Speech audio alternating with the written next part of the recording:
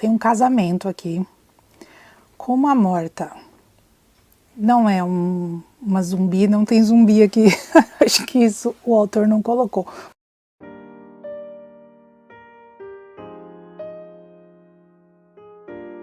Olá, tudo bem? Eu sou a Deia. Hoje eu vou falar sobre esse baita livro, O Inimigo de Deus, que é o segundo livro das Crônicas de Arthur, do autor Bernard Cornwell. Esse é o segundo livro que eu leio do autor, então eu de certa forma sou leiga ainda, né, a respeito das obras desse autor que escreveu tantos livros. Eu li somente O Rei do Inverno, que é o primeiro livro das Crônicas de Arthur, e já tem vídeo aqui no canal, e li agora esse segundo livro aqui. Mas pelo que eu pude perceber, esse autor ele tenta agradar a todos. Como assim? Se você gosta de um livro que tenha descrição de batalhas, esse livro tem. Se você gosta de um livro que fale sobre cristãos e pagãos, esse livro vai falar também sobre esse tema. Se você gosta de ler livros que falem sobre paixões, sobre amores, enfim, paixões avassaladoras, vai ter aqui também. Se você quer um livro sobre magia, vai ter aqui também. Enfim, tem vários temas que este livro aborda, então eu pude perceber isso, que o autor, ele tenta conquistar vários públicos e de uma maneira muito bem feita, né? Ele escreve muito bem, e até mesmo quem não gosta de descrição de batalhas, que é o meu caso, acabei gostando dessa parte também. Então o que a gente tem aqui, né? O Derfel, que é um guerreiro e é também um lorde, ele é o braço direito do Arthur, ele recebeu o título de lorde também. Ele, enquanto finge que está fazendo uma tradução da Bíblia, ele está na verdade escrevendo a história de Arthur, que são os 3 livros, né, das Crônicas de Arthur. Enfim, e aí ele vai contar várias situações pra gente aqui, como por exemplo, a respeito do Merlin. O Merlin é um mago e nesse segundo livro o Merlin está à procura do caldeirão mágico, que é um dos 13 objetos sagrados da magia, né? Então o Merlin acredita que resgatando esse caldeirão sagrado e encontrando os demais objetos sagrados também, ele vai conseguir fazer com que os deuses pagãos voltem para a Britânia e proteja todo esse povo pagão, né? Além disso, como eu falei, tem a guerra, né, entre os cristãos e os pagãos. Essa guerra ela é um pouco mais tranquila em relação a batalhas. Vai ter descrição de batalhas entre os cristãos e os pagãos aqui, mas pelo que eu percebi é mais quando os cristãos são incitados por outras pessoas que se fingem cristãs, mas têm interesses políticos aqui, né? Então acabam levando esses cristãos a agirem de uma maneira agressiva contra os demais, que são pagãos, enfim. Mas o que mais a gente vê é a tentativa dos cristãos de imporem a sua crença aos pagãos, seja destruindo os templos pagãos e construindo outros templos, no caso agora templos cristãos, né? Nesses locais onde haviam os templos pagãos. A gente vai ver também diversas pessoas se convertendo ao cristianismo. Tem aqui uma ex-sacerdotisa que inclusive era auxiliar do Merlin, né? O Merlin, que é o grande mago aqui. Então essa sacerdotisa, ela se converte ao cristianismo, mas ela se converte de verdade, né? Ela se entrega ao cristianismo de forma verdadeira, enquanto que outras pessoas se convertem ao cristianismo de maneira falsa, né? Como uma estratégia para conseguir o que querem. Então tem um príncipe aqui que vai se tornar cristão simplesmente por interesse político, interesse em fazer com que o povo fique do seu lado, acreditando que ele se tornou cristão. Então, não só ele, né, não só esse príncipe, como diversas pessoas aqui, a gente vai vendo que são cristãs da boca para fora, né? Tem não é um padre, é um bispo, tem um cara aqui que está ali representando a igreja, né? E ele também é um falso cristão, né? Então tem muito disso aqui. A gente vê que algumas pessoas levam o cristianismo a sério, outras se convertem ao cristianismo por puro interesse. Em relação às batalhas, a gente vai ter aqui diversas descrições de batalhas, porque a Britânia é um conglomerado de reinos, né? Então esses reinos, eles se unem contra a invasão dos saxões, que são, na verdade, inimigos em comum de todos esses reinos. Então eles tentam se proteger uns aos outros para não terem as suas terras invadidas pelos saxões. E alguns reinos são invadidos, enfim, e travam batalhas terríveis, né? Aqui a gente vai ter também um trecho da história de Tristão e Isolda. Então o Derfel, que é quem está escrevendo a história de Arthur e quem é o narrador também de toda essa história, ele também é amigo do Tristan. O Tristan, que é um príncipe, ele lutou ao lado de Arthur, ao lado de Derfel, e aí o Tristan, juntamente com Isolda, passam por uma situação aqui gritante, e o Derfel fica muito sentido, ele sofre muito com tudo o que acontece com o seu amigo, né? E além dele ficar abalado com essa situação do amigo dele, ele passa por uma outra situação extremamente dolorida, uma situação que, assim, a gente, até mesmo lendo, né, uma ficção, é triste demais de se imaginar, porque ele tem uma perda de uma pessoa muito próxima, então é muito dolorido mesmo, bem triste ler essa parte, e acho que por conta disso o Derfel acaba sendo o meu herói nessa história toda. Em relação às paixões, tem aqui uma paixão que se torna amor, e esse casal fica junto e constrói a sua família e consegue ver nas pequenas coisas do dia a dia a felicidade. Esse casal vai passar por momentos bons e por momentos dificílimos, mas juntos eles conseguem atravessar, né, superar essas dificuldades.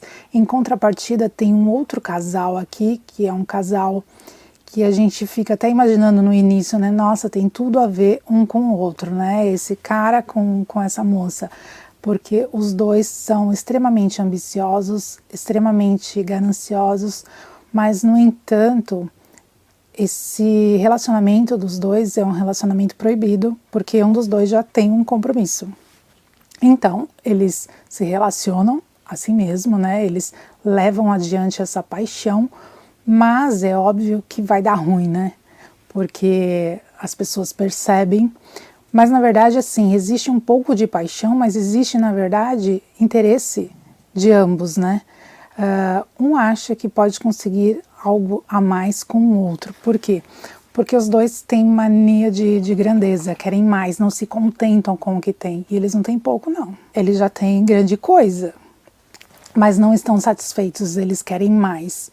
Então vai dar ruim mesmo, e no momento em que a mulher dessa relação, né, essa relação acaba, não porque eles quisessem, mas porque foram descobertos, e aí a casa caiu, né? E no momento que ela acha que vai ser salva por esse homem por quem ela está apaixonada, né? O cara dá as costas. Ele não é uma pessoa que a ame de verdade, né? Ele apenas estava usando ela, né? Da mesma forma que ela usava também. Mas ele não é o tipo de homem que vai ficar ali e vai assumir as consequências dos seus atos. Ele vai fugir.